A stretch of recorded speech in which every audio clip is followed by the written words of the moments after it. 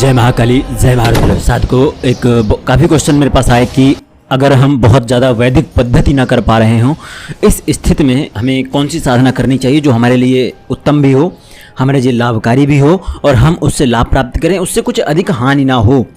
लेकिन मैं आपको बताऊं, देखिए साधना के जो जीवन है उसमें ना आपको सावधानियां रखनी पड़ेंगी। ठीक है, मैं आपको एक ऐसी साधना दे सकता हूं, हमारे पास एक ऐसी साधना है जिसके माध्यम से आपको अधिक स्वच्छता की आवश्यकता नहीं है, अधिक वैदिक परंपरा की आवश्यकता नहीं, केवल मंत्र जाप की आवश्यकता है और ब्रह्मचर्य के पालन की आवश्यकता पड़ेगी। अशुद्धता का कोई वो नहीं है, आप जितनी भी अशुद्ध रह सकते हैं होएं, क्योंकि ये साधना होगी उच्चिष्ट साधना और देवी की साधना है ये। ठीक है, तो आज हम आपको देने वाले हैं श्री उच्चिष्ट मातंगी साधना। देखिए साधकों, सबसे पहले आपको आगाह कराना चाहता हूं कि अत्यंत सरल भी है, प्रभावकारी भी है, रहस्यमयी भी है और ख़तरनाक भी है। ठीक है, लोग बोलेंगे कि ये तो दो तरफा हो गया, यानी यह तो एक दूसरे का विपरीत हो गया। लेकिन सुनिए, इसमें देखिए, अगर यह आपके लिए खतरनाक तब साबित होगी जब आप इसके जो कुछ नियम हैं, कुछ क्षण भात्र के और अल्प से नियम, छोटे से नियम हैं, जो तुच्छ से नियम हैं, उन नियमों का भी अगर पालन नहीं करते हैं तो ये आपके लिए अत्यंत भयंकर विनाशकारी हो जाएगी। लेकिन अगर आप उन छोटे से नियमों का पालन करते हैं तो यह आपके लिए उस लौ की भांति होगी जो आजीवन आपके साथ जलेगी और आपको अंतर से प्रकाशमान कर सकेगी, जिससे के माध्यम से आप पूरे विश्व में प्रकाशमान हो सकते हैं। क्या है ये साधना, कैसे करनी है? साधकों, कोई भी व्यक्ति घर पर रहकर बिना विशेष पूजन, बिना विशेष विधियों के इसे संपन्न कर सकता है।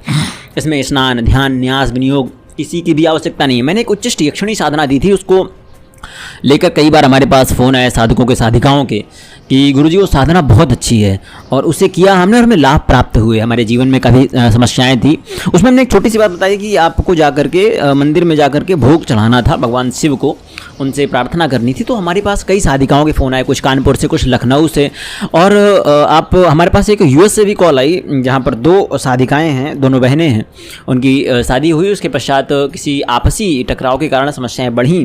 उसके पश्चात उन्होंने वो उच्चिष्ट यक्षिणी साधना करनी शुरू की, क्योंकि वहाँ पर कुछ अधिक सामग्री आदि का व्यवस्था नहीं हो पा रही थी, उनके उसको विशेष लाभ प्राप्त हुए। आज मैं आपको उच्चिष्ट मातंगी साधना बता रहा हूँ। वो तो यक्षिणी थी, ये तो माता महामातंगी, ये तो महाविद्याओं की तरफ से एक तरफ से वो देवी हैं जहाँ पर आप उनको उच्चिष्ट रूप में भी साध सकते हैं। कैसे क्या करना है सुनिए। यहाँ पर न्यास, ध्यान, विनियोग किसी की आवश्यकता नहीं है। गरीब से गरीब साधक भी यदि ईमानदारी से, कर्मठता से, परिश्रमी व गुरु भक्त हो तो इस साधना से सिद्धि प्राप्त कर सकता है। यह अनुपम विधि इतनी सहज है कि इसमें कोई विशेष नियम या परहेज की भी आवश्यकता नहीं है, केवल जाप आवश्यक है। एक चीज़ मैं बताऊं आपको, जो भी साधना करना चाहे, क्योंकि यहाँ पर जप माला की कुछ विशेष आवश्यकता नहीं है, मैं आपसे एक बार कहूँगा कि मैं इस विशेष साधना के लिए जो भी इस उच्चिष्ट मातंगी साधना को करना चाहता है, हालांकि कुंडली विश्लेषण का शुल्क हमारा 1100 रुपये है ना, और अधिक भी है विशेष को लेकर के, लेकिन जो इस साधना को लेकर के हमसे संपर्क करेगा उसका हम मात्र 500 में कर देंगे।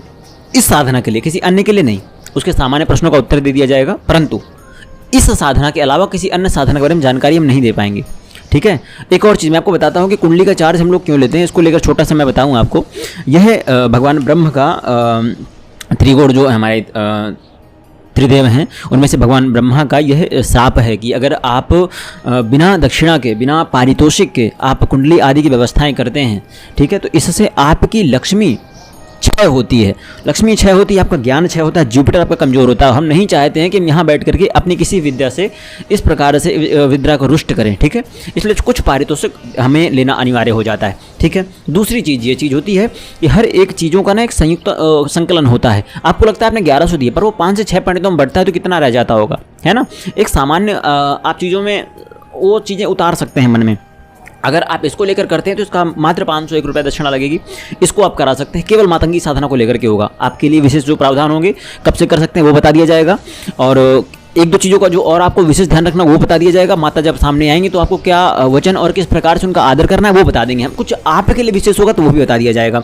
ठीक है, जो कराना चाहे व्हाट्सएप पे संपर्क कर सकता है। ठीक है, और एक बार और संपर्क करके सीधे बताया कि मैं मातंगी साधना का वीडियो देख कर आए हैं, हमें मातंगी साधना के लिए कराना है, और मूल्य जो पारितोषिक है उसको भेजे और उसके पश्चात अपनी डिटेल भेजे और आपका आधे एक घंटे में कंप्लीट करा के आपको बता दिया जाएगा। ठीक है, उसको लेकर परेशान होने की आवश्यकता नहीं है। वापस लौटते हैं हम साधना में, कैसे क्या करना है। देखिए, परिश्रमी गुरु भक्त हो साधना से सिद्धि प्राप्त कर सकता है। यह अनुपम विधि है, इतनी सहज है कि इसमें कोई विशेष नियम की परहेज की आवश्यकता नहीं है। जाप आवश्यक है। इस साधना से साधक की वाणी में सरस्वती माता का वास होता है। तांत्रोक्त सरस्वती, ध्यान रखिएगा, इस पर मैंने एक साधना भी दी थी, ठीक है। बुद्धिहीन भी बुद्धिमान बन जाता है, मंजघोष स्वरूप प्राप्त करता है, साधक में आकर्षकता जन्म लेती है, जिससे वह किसी भी व्यक्ति आत्मा या शक्ति को आकर्षित करने, उसको वशीभूत करने या उसको मोहित करने की भी इच्छा करे तो वह कर सकता है, चाहे वह नर हो, चाहे वह नारी हो, भूत प्रेत पिशाच निशाचर अप्सरा यक्षिणी व योगिनी भी हो, सभी चरणदासी बन जाती हैं। पर ध्यान रखना है, आपको इसके लिए आपका मन बहुत पवित्र होना चाहिए, आपके आचरण बहुत पवित्र होने चाहिए। जो मैंने अभी चीज़ें बोली कि सबको आपस में कर सकते हैं, ठीक है, आचरण सबसे प्रमुख है, मैं आगे बताता हूँ, ठीक है। और एक और चीज़, सिद्धि प्राप्त तो हो ही जाती है, इसके पश्चात आप भविष्य दर्शन भी कर सकते हैं। वाक सिद्धि, निरोगता, सुख, धन, मान, सम्मान और ऐश्वर्य का भोग भी आप कर सकते हैं। यह साधना इतनी प्रभावशाली है कि स्वयं ऋषि मुनियों ने भी इसे साधा है। अगर आप मैं आपको एक चीज़ बताऊं कि अगर आप रुद्रयामल तंत्र पढ़ेंगे, वहाँ पर कुछ चीज़ों की जानकारी है, जो पढ़ते हैं वो हमसे संपर्क करते हैं, उनको बता देंगे हम। और जब आप तंत्र के विषय में जाएंगे तो हमारे जो मूल अभिनव गुप्ता जैसे एक थे जो भैरव उपासक थे, उन्होंने भी उच्चिष्ट साधनाओं को लेकर कुछ चीज़ें बताई हैं अपने ग्रंथों में, है ना। एक और चीज़ मैं आपको बताऊं, यदि आपकी पूर्व साधनाएं असफल रही हैं तो इस साधना के पश्चात वो पुनः जागृत भी हो जाएंगी, शक्ति का प्रत्यक्ष अनुभव होगा। साधकों, उच्चिष्ट मातंगी देवी शवासन पर बैठी हैं, रक्त वस्त्रधारी हैं, रक्त भूषण से विभूषित हैं, गुंजाहार से शोभित हैं, 16 वर्षीय कन्या स्वरूपा समुन्नत उरोजों वाली, बाएं हाथ में नरकपाल, दाहिने में कैंची लिए जब आपके सामने ज्योति स्वरूप प्रकट हो, तब उनके समक्ष नतमस्तक होकर स्तुति कीजिए, साष्टांग प्रणाम कर लीजिए, उनको अर्घ्य अर्पित कीजिए और वरदान की याचना करिए। माता प्रसन्न होकर इच्छित फल प्रदान करती हैं। इस साधना को किसी भी शुभ मुहूर्त जैसे पुष्य नक्षत्र, गुरु पुष्य नक्षत्र, दीपावली अथवा कृष्ण पक्ष के रविवार से आरंभ कर सकते हैं। और साधक को आरंभ वाले दिन व्रत रखना है, सुबह व दोपहर का भोजन नहीं करना है, संध्या को बिना स्नान किए स्वयं भोजन पका कर लें, ठीक है। लाल आसन पर बैठकर साधना कक्ष में जाएं, वहाँ भोजन भरी थाली, पानी का लोटा, अगरबत्ती, दीपक, पान, मिठाई, इत्र, फूल आदि रखें। देवी का चित्र चौकी पर पश्चिम दिशा में स्थापित करें। सरसों को तेल का दीपक, 5 अगरबत्ती जलाएं।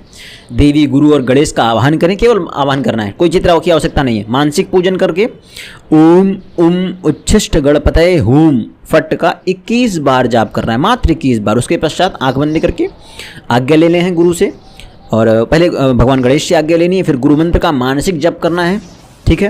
और रात्रि 9 से 10 बजे के बीच मिट्टी की माला को सिंदूर से रंग कर मूल मंत्र ऐम ह्रीम क्लीम सौः, ऐम ज्येष्ठ मातंगी, नमामि उच्चिष्ट चांडालिनी, त्रैलोक्यवंशंकरी, क्लीम ह्रीम ऐम स्वाहा का 1108 बार जाप करना है। पहले थाली का आधा भोजन स्वयं करें, शेष जूठा भोजन देवी को नैवेद्य के रूप में अर्पित करें। फिर हाथ से जल लेकर जाप समर्पित करें और बिना मुंह धोए सो जाएं। यह साधना 49 दिन तक करनी है, जिसमें ब्रश करना, स्नान करना, पूजा पाठ सब बंद रहेगा। सुबह शौच से पूर्व 108 मंत्र जाप करना है। पेशाब करते समय 21 बार मंत्र जाप करना है। साधक को जितना अधिक अपवित्र रहना संभव हो उतना वो रहे। ब्रह्मचर्य का लेकिन पालन करे। सात्विक भोजन पकाए, किसी भी मांस मदिरा प्रसाद ना ले, ठीक है। और लहसुन प्याज भी छोड़े। भूमि शयन अनिवार्य है। प्रत्येक सप्ताह विशिष्ट अनुभव होंगे। पहले सप्ताह भयंकर स्वप्न आ सकते हैं, दूसरे में अशुभ स्वप्न आ सकते हैं, तीसरे में अशुभ शक्तियों के दर्शन हो सकते हैं। हो सकता है कोई परिवार का लगे कि खत्म हो गया, लेकिन होगा नहीं, ठीक है। चौथे में भयावह स्वप्नों में देवी के संकेत मिल सकते हैं। 5वें सप्ताह में पिशाचिक शक्तियों द्वारा मांसादि का आपको प्रलोभन दिया जाएगा कि खा लो, मदिरा कभी लो। आपको कन्याएं दिखेंगी नग्न रूप में। 6ठे सप्ताह में शुभ व दिव्य अनुभव शुरू हो जाएंगे और 7वें सप्ताह में स्वयं उच्चिष्ट मातंगी देवी के प्रत्यक्ष दर्शन होंगे। देवी साधक से उसकी इच्छाएं पूछती हैं, तो आपसे भी इच्छाएं पूछेंगी। तब आपको क्या करना है वो भी मैं आपको बताऊंगा जब आप इसको लेकर के आप करना चाहेंगे। तब साधक पुनः अर्चना, अर्घ्य, भोजन, पुष्प आदि अर्पित कर दे, देवी को प्रसन्न करे और इच्छित वर प्राप्त करे। इसके पश्चात साधक साधारण नहीं रहेगा, दैवत्व प्राप्त कर समस्त अलौकिक, लौकिक, पारलौकिक शक्तियों का स्वामी बन जाएगा और देवी की कृपा से जन कल्याण हेतु कार्य करेगा। साधना की पूर्णता पर दर्शन के अगले दिन अष्टकोणीय हवन कुंड में सफ़ेद सरसों, चावल और दही से 1108 आहुति स्वाहा मंत्र सहित दीजिए, ठीक है। तर्पण, अर्पण, मार्जन हेतु केसर युक्त दूध का प्रयोग करना है। ऐसा करने से देवी पूर्ण कृपा प्रदान करती हैं। यह अत्यंत गुप्त और सिद्धिकारी साधना आज आपके समक्ष प्रस्तुत की गई है। इसका सदुपयोग करें, दुरुपयोग बिल्कुल ना करें। मातंगी देवी जितनी आपको अभी मैंने बताया कि ये सामान्य हैं, उतनी ही ये भयानक भी हैं, ठीक है। अगर साधक शुरुआत के 6 सप्ताह में से फिसल जाता है तो वह आजीवन के लिए कारागार जैसा हो जाएगा। उसको समझ में नहीं आएगा कि अब आगे करना क्या है। वो अपने घर पे ही, जिस प्रकार काला पानी की सज़ा होती है ना कि आसपास कुछ दिखता नहीं है, अंधेरा बंद कमरा, इस प्रकार से उसका मन बंधित कर लिया जाएगा, क्योंकि आप अशुद्ध पहले से ही, ठीक है। मन बंधित कर लिया जाएगा और आप फिर खुद को बाहर नहीं कर सकते। फिर आपके कुल में कोई ऐसा आएगा या आपसे आपके गुरु आपके ऊपर कोई कृपा कर दें तो ही चीज़ें सही हो पाएंगी, नहीं तो बहुत मुश्किल हो जाता है। फिर इसलिए बोल रहा हूँ, ठीक है। सामान्य भी है, परंतु जो 1-2 छोटे छोटे नियम हैं वो अगर आपके लिए खतरनाक हो गए। एक और चीज़ मैंने बोला, ब्रश भी नहीं करनी है, ब्रश कर सकते हैं, जितना आप उसको सामान्य तरीके से करिए, मन में पूर्ण रूप से एकाग्रता के साथ में और यह विश्वास के साथ में कि मुझे सफलता होगी इस साधना में, तो आपको सफलता 100% मिलेगी, मेरी गारंटी, मेरा दावा है। बस जिनका नियम का पालन किया जाए, कहा जाए उसे करना है, जो कहा जाए नहीं करना, बिल्कुल नहीं करना है, उनको बिल्कुल त्याज्य कर दीजिए। आपको यह सिद्धि 100% सिद्ध होगी। जय महाकाली, जय माता विंध्यवासिनी, जय माता उच्चिष्ठ मातंगी।